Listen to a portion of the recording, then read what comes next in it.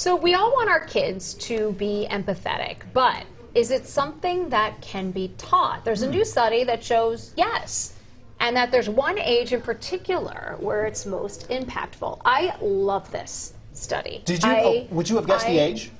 No, I wouldn't have guessed the age, but I have a 14-year-old, and now that I do know the age, it's 13. It's 13? That makes sense. Yeah. Because that's like at the beginning stages of really like some big changes in their development. So what they found was at age 13, it's empathy from your mother for the 13-year-old child.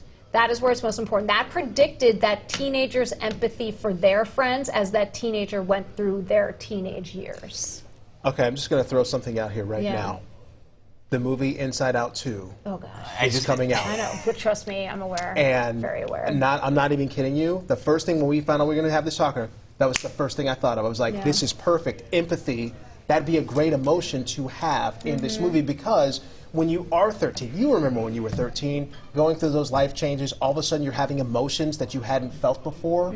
So if you have someone who is compassionate with you and shares that empathy with you, it makes sense that when you're at that age, you would be more empathetic with someone else. That makes sense. I remember that was a very impressionable period for myself. Now, what I'm curious, was it not fathers as well, just mothers? The study looked at mothers. So actually the study was very cool. It looked at 3 generations.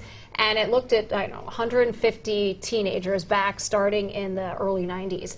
And what it did find was that empathy from your mother was the most important thing. But then what it also found is that that teenager, so that you have your mother generation, you have that teenager next generation, and then it looked at the next generation and found that those teenagers, when they grew older and became parents, they were more supportive of their own kids. So it pays it forward. It pays it forward.